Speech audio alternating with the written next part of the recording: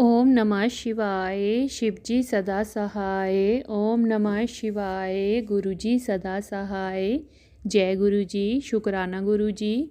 शिवपुराण श्री रुद्र संहिता खंड 5वां युद्ध खंड 44वां अध्याय अंधक की अंधता। सनंत कुमार जी बोले, हे व्यास जी, एक बार हिरण्याक्ष के पुत्र अंधक से उसके भाइयों ने मजाक उड़ाते हुए कहा, अंधक, तुम तो अंधे और कुरूप हो, भला तुम राज्य का क्या करोगे। दैत्यराज हिरण्याक्ष तो मूर्ख थे, जो भगवान शिव की इतनी कठोर तपस्या कर उन्हें प्रसन्न करके भी तुम जैसा कुरूप, नेत्रहीन और बेढोल पुत्र वरदान में प्राप्त किया।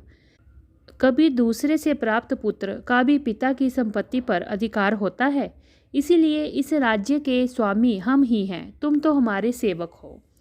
अपने भाइयों के इस प्रकार के कटु वचनों को सुनकर अंधक निराश और उदास हो गया।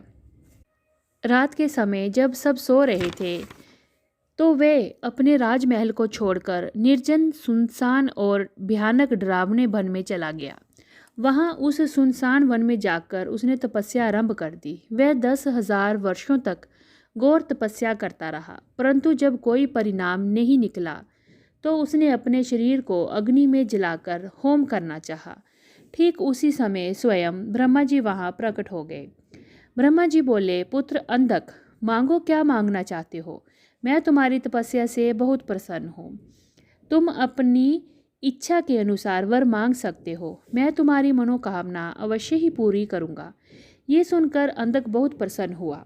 उसने हाथ जोड़कर ब्रह्मा जी की स्तुति की और बोला, हे कृपा निधान ब्रह्मा जी, यदि आप मुझ पर प्रसन्न होकर मुझे कोई वर देना चाहते हो तो आप कुछ ऐसा करें कि मेरे निष्ठुर भाइयों ने जो मुझसे मेरा राज्य छीन लिया है वे सब मेरे अधीन हो जाएं, मेरे नेत्र ठीक हो जाएं, अर्थात मुझे दिव्य दृष्टि की प्राप्ति हो जाए तथा मुझे कोई भी ना मार सके।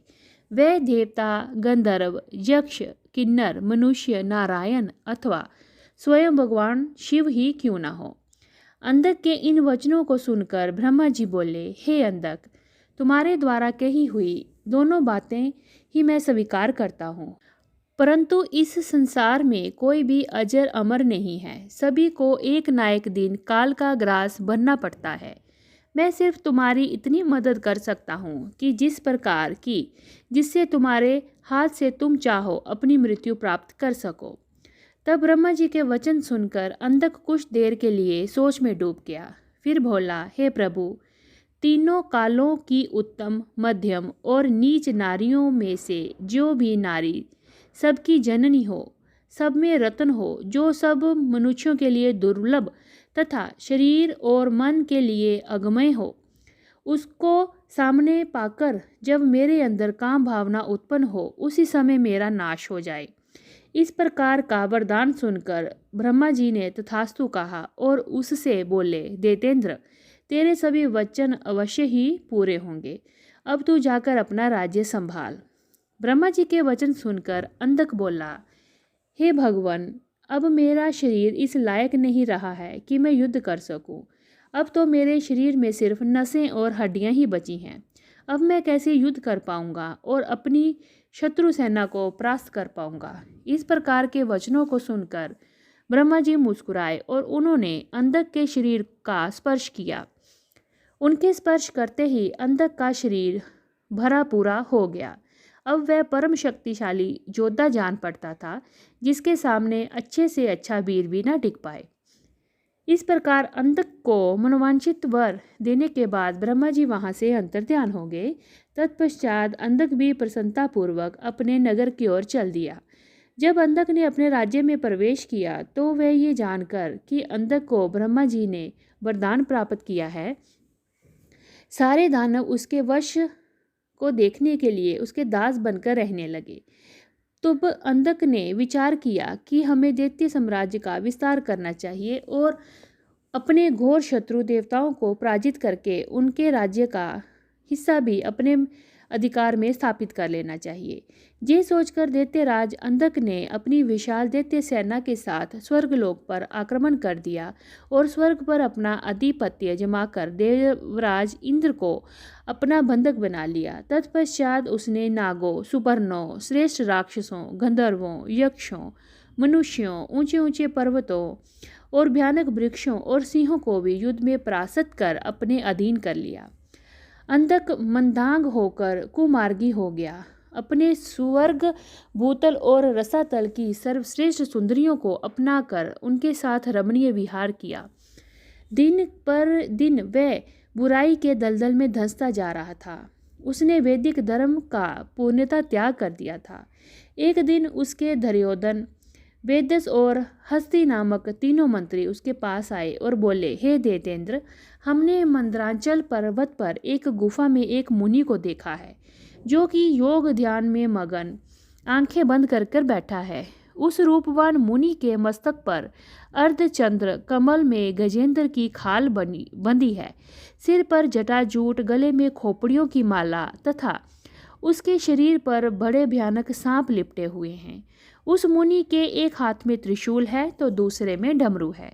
अपने गोर अंगों पर उसने भस्म लपेट रखी है। उस तपस्वी का वेश बड़ा ही अद्भुत है। साथ ही एक विकराल वानर अनेक आयुधों के धारण किए हुए उस तपस्वी की रक्षा कर रहा है। वही उनके पास में एक सफ़ेद रंग का बैल बंधा हुआ है।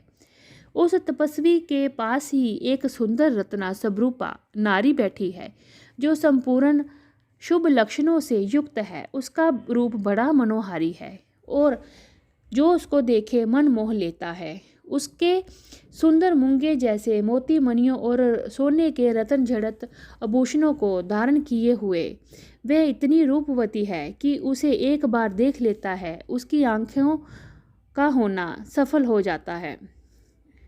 उस परम सुंदरी को एक बार देख लेने से वे संसार की अन्य किसी स्त्री को देखने की आवश्यकता ही ना पड़े। स्वामी, आप उस स्त्री लोक के अधिपति हैं। आपके पास इस संसार की सभी बहुमूल्य और अमूल्य धरोहर है। ऐसी परम सुंदरी रूपवती नारी को भी आपके अनमोल राज्य की शोभा बढ़ानी चाहिए।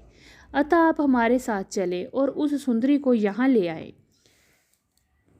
अपने वीर मंत्रियों के इस प्रकार के वचन सुनकर दैत्येंद्र अधिक प्रसन्न हुआ और उसके मन में उस सुंदर नारी को देखने की इच्छा बलवती हो गई। उसने अपने मंत्रियों को आदेश दिया कि तुम शीघ्र ही वहां जाकर तपस्वी से उसकी सुंदर स्त्री को मांगकर मेरे पास ले आओ।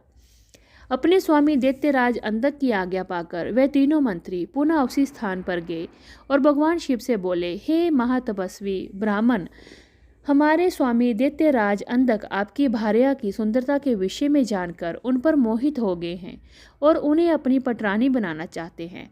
आप सहर्ष उन्हें हमें सौंप दें। उनके ऐसे वचनों को सुनकर शिवजी को बहुत क्रोध आया, परंतु वह भी सिर्फ इतना ही बोले, दैत्यो, ये मेरी भार्या है।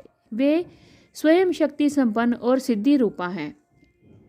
देवी स्वयं अपने भक्तों के कष्टों को दूर करती है। आप अपनी परेशानी इन्हें बताइए, जे अवश्य ही आपके दुखों को दूर करेंगी।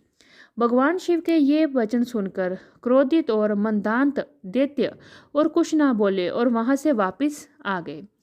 तब दैत्यराज अंधक को उन्होंने वहां घटित हुई सारी बातें बढ़ा चढ़ाकर सुनाई, जिन्हें दैत्यराज सुनकर क्रोध के 7वें आसमान पर चढ़ गया। तब वे मूढ़ बुद्धि दैत्य सुंदरी को देखने के लिए आतुर हो उठा। उसने स्वयं वहां जाकर उस रत्नों में सर्वश्रेष्ठ रत्न को अपने साथ लाने का निश्चय किया। इति श्री 44वां अध्याय समाप्त। ओम नमः शिवाय। शिवजी सदा सहाय। ओम नमः शिवाय। गुरुजी सदा सहाय। जय गुरुजी। शुक्राना गुरुजी।